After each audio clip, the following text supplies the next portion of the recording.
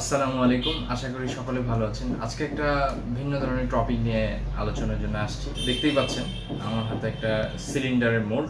Concrete test করার জন্য এই মোল্ডটি ব্যবহার হয়। এটার সাইজ 4 ইঞ্চি বাই 8 ইঞ্চি, মানে ডায়ামিটার 4 ইঞ্চি, হাইট হচ্ছে 8 ইঞ্চি। তো খুবই একটা ইম্পর্টেন্ট টপিক। আমরা যে বিল্ডিং ডিজাইন করার সময় বিভিন্ন মেম্বারগুলো, যেরকম foundation, column, grade beam, slab, beam, এই মেম্বারগুলো ডিজাইন করার সময় আমরা কনক্রিটের একটা শক্তি ধরে নিই, যে কম্প্রেসিভ স্ট্রেংথ, কনক্রিটের স্ট্রেংথ ধরে আমরা একটা ডিজাইন করি। সেটা 3000 হতে পারে, 3500 পিএসআই হতে পারে, 4000 পিএসআই হতে পারে। এইটা ধরে আমরা ডিজাইন করি। এরপরে আমরা এটা যখন কনক্রিটটা তৈরি করতে যাই, তখন আমরা আবার এটা দিয়ে চেক করে দেখি যে আমি যে এই বিল্ডিংটার মেম্বারগুলো যে কনক্রিটের শক্তি 3000 বা 3500 ধরে ডিজাইন করেছি, বাস্তবে আমি এই বিল্ডিংটা তৈরি করার সময় পাচ্ছি কিনা। সেই জন্যই হচ্ছে এই সিলিন্ডার টেস্ট কনক্রিটের।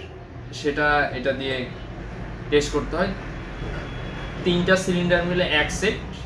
আর এই স্ট্রেংথটা আবার নির্ভর করবে আপনার ম্যাটেরিয়ালসের উপর, বালির উপরে, তারপরে পানির উপরে। কি কি কি পানি ব্যবহার করছেন আপনি, এটা খাবার পানি ব্যবহার করতে হবে আপনাকে।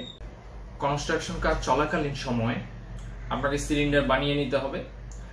বানানোর পরে এটা আপনার টেস্ট করতে পাঠাইতে হবে ল্যাবরেটরিতে। সেটা 3 দিনের টেস্ট হইতে পারে, 7 দিনের টেস্ট হইতে পারে, 14 দিনের টেস্ট এবং 28 দিনের টেস্ট, ফাইনাল 28 দিন। তো আমরা সাধারণত 14 দিনে একটা টেস্ট করি, 28 দিনে একটা টেস্ট করি। তো মোটামুটি 3 দিনে 40% স্ট্রেংথ অ্যাচিভ করবে, 7 দিনে মোটামুটি 65%, 14 ডেজে প্রায় 90% কাছাকাছি, এবং 28 ডেজে মোটামুটি তার ম্যাক্সিমামটাই নিয়ে নিবে।